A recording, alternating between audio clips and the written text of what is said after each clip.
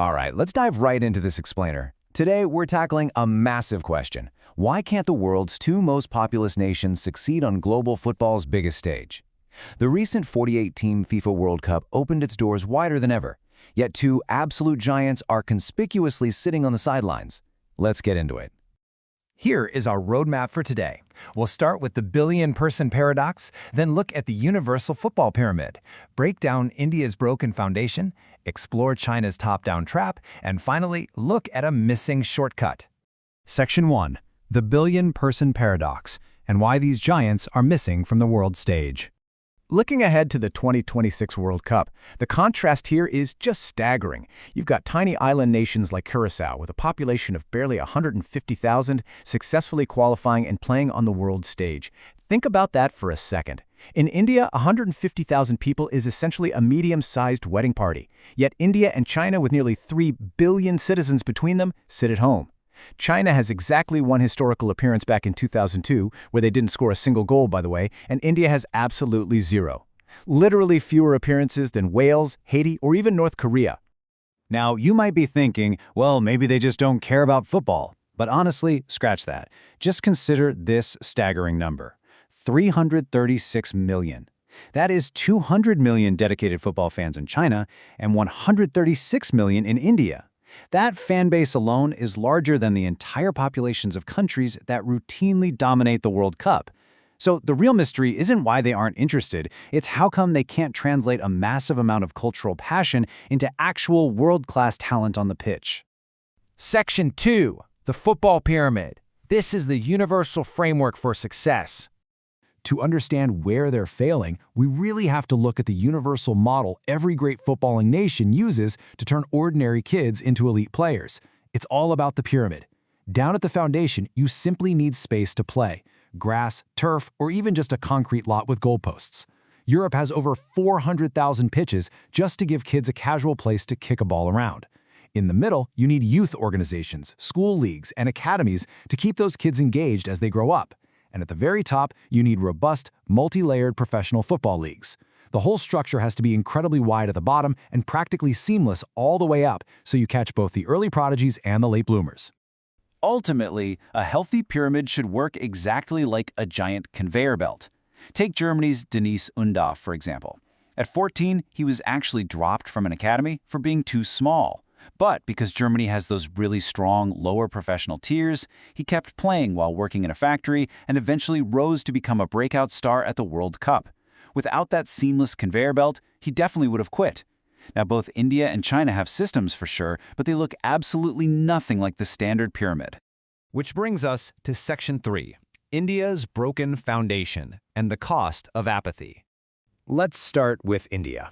It's actually a fascinating story because back in the 1950s, India was a legit Asian football power. They even made it to the Olympics semifinals.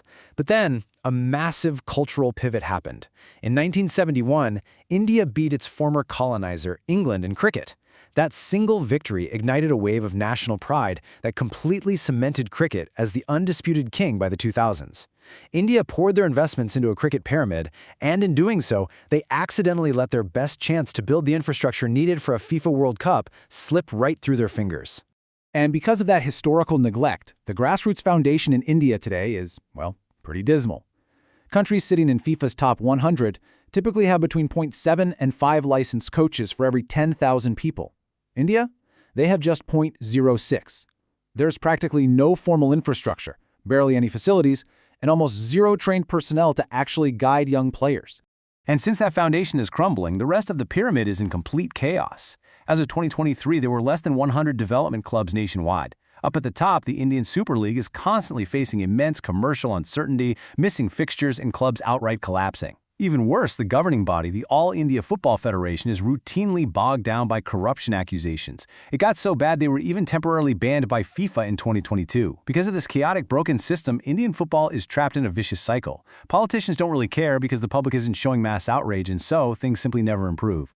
All right, Section 4. China's top-down trap and the dangers of over-engineering the pitch. So if India's problem was putting in way too little systemic effort, China went the complete opposite route. They tried to force global success with way too much control. Chinese leader Xi Jinping absolutely loves football. And he basically mandated 3 grand wishes: qualify for the World Cup, host the World Cup, and win the World Cup.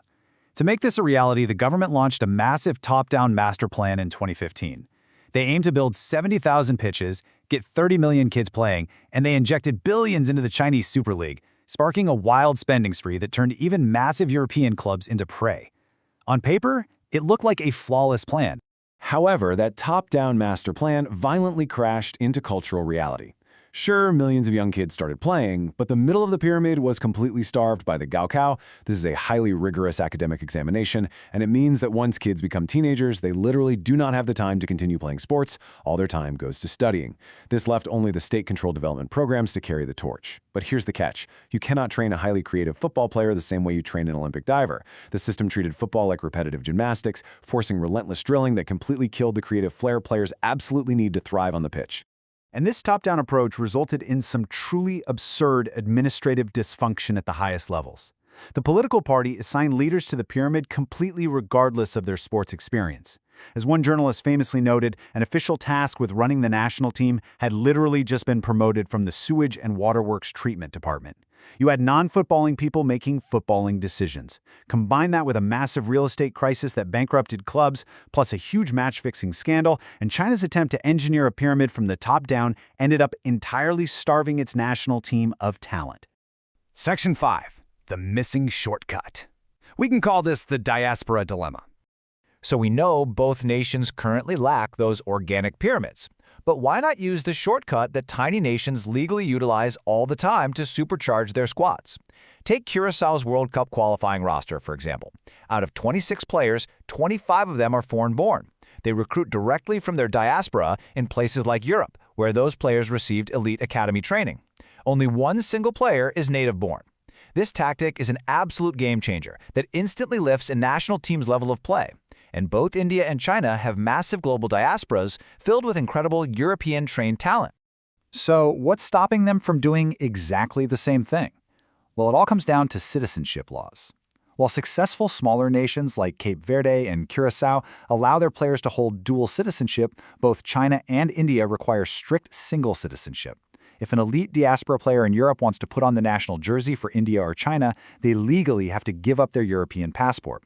That is a massive, life-altering sacrifice very few players are willing to make for a struggling national team. But here's why this matters so much. Just a handful of those foreign-trained players could instantly spark a surprise win. Right now, India is actually debating a sports passport proposal to bypass this exact citizenship hurdle and allow dual nationals to play. And as history already showed us with India's historic cricket win against England back in 1971, a single surprise win on the world stage can spread like wildfire. It can radically transform an entire nation's interest, investment, and infrastructure in a sport overnight. Which brings us to our final question. With vast populations, endless manpower, and hundreds of millions of dedicated fans just waiting for something to cheer for, what will it finally take for these sleeping giants to wake up? Will the governments of these two superpowers ever realize what a difference a little systemic change can make and finally give up total control? It's going to be a fascinating puzzle to watch as we head toward future World Cups. Thanks for diving into this explainer with me today.